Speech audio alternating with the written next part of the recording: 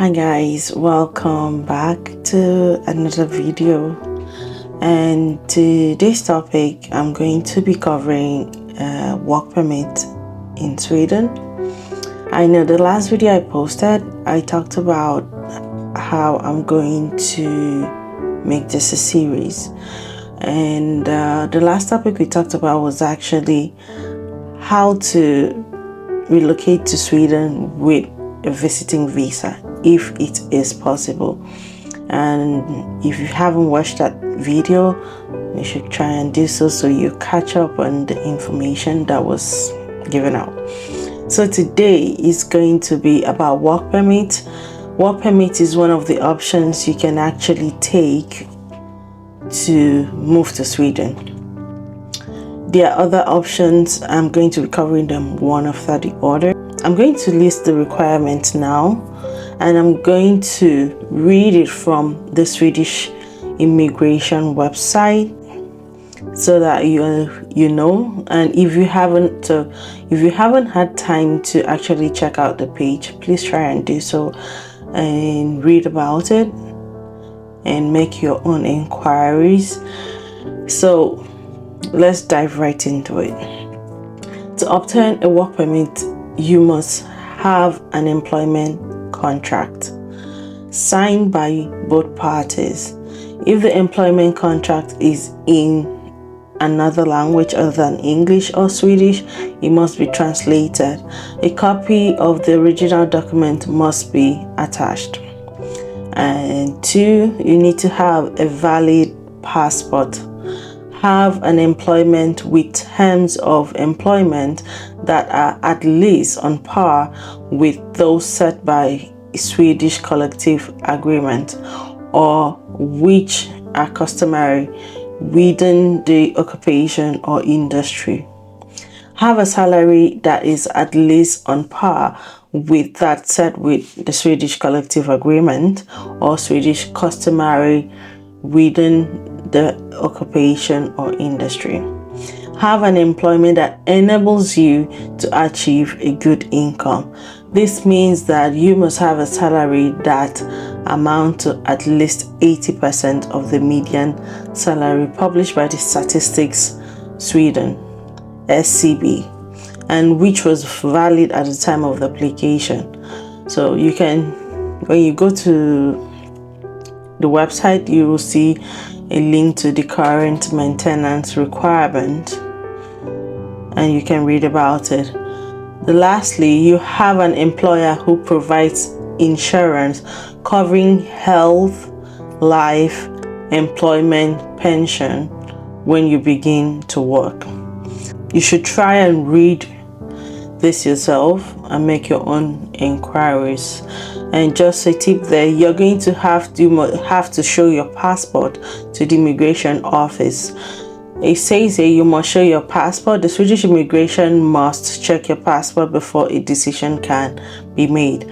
You may therefore need to show your passport at the Swedish embassy or consulate, generally if you're outside Sweden, or one of the immigration agency service center if you are in Sweden.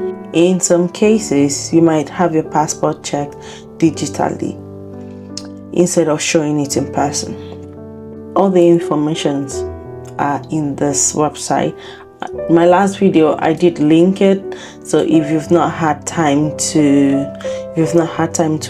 watch that video or go through it, please try and go through it. I'll still link the website to this video. I'll put it on the comment section or the description. You just check it, you will see it, and it will take you directly to the immigration page. So try and read it. So let's go into the job information. LinkedIn is one of a good source for job opportunities with numerous listings. Other job boards include The Local and Indeed.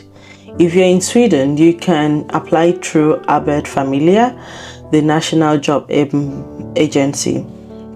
You have to be registered in Sweden, and the language might be a barrier if you don't speak Swedish, but they can still help you find English speaking jobs.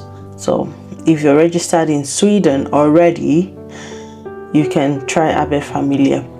So EU and EEA members can live and work in Sweden. However, you need to prove you have an income to access social security.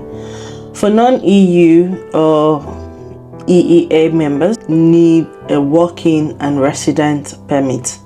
The working permit can only be applied by the employers. So you must secure a job first before even thinking of going for a work permit. And as I said, the work permit needs to be put in first by your employer, not you. Your employer needs to initiate the work permit first. The terms is the company must be certified. Larger companies are often certified, but if the company you actually found opportunity to work with is a small startup, they might need to register with immigration to be able to do a work permit for you. A lot of job demands, especially towards IT, engineering, like DevOps, front-end, back-end roles, software engineer, marketing, automation, digitalization roles are in demand, especially IT. If you have a qualification in IT, the chances of actually getting a job is higher. And other sectors are like life science, biotech. Those are like growing sectors, which is still going to open a lot of opportunities. I know you can still go on Google and search the job shortage in Sweden, and then you can see what is related to your experience or your qualification. So Sweden also need like doctors, nurses, teachers, and these professions may require Swedish language skills, because then you have to interact with indigents. So you would have to learn Swedish if you want to go for like doctors, nurses, teachers. You have to learn Swedish. It's essential for you to research whether the skills you have are in demand in Sweden, whether you need to learn the language. Swedish language is not easy. It's not easy, trust me. But it depends. Everybody's different. It might be hard for me, it might be easy for you, but just have in mind, to be able to integrate into this Swedish society, you have to learn Swedish, even if not now, later. And that will also help you build like a network in Sweden, because networking in Sweden is very crucial. I know the Swedish society can be a little uptight because they are not very open and social people. They are very reserved, so it could be a little difficult, but it's very crucial to build a social network. And another option is, if you have a company that is abroad that you're working with, that has an office in Sweden, that is another easy way to move to Sweden. You can just ask for a transfer, and that will make things smoother for you. In Sweden, job application often requires a CV. Your CV should be neat, organized, and make sure like you highlight the skills that you have, and make a short pitch about your unique qualities. This could be very beneficial.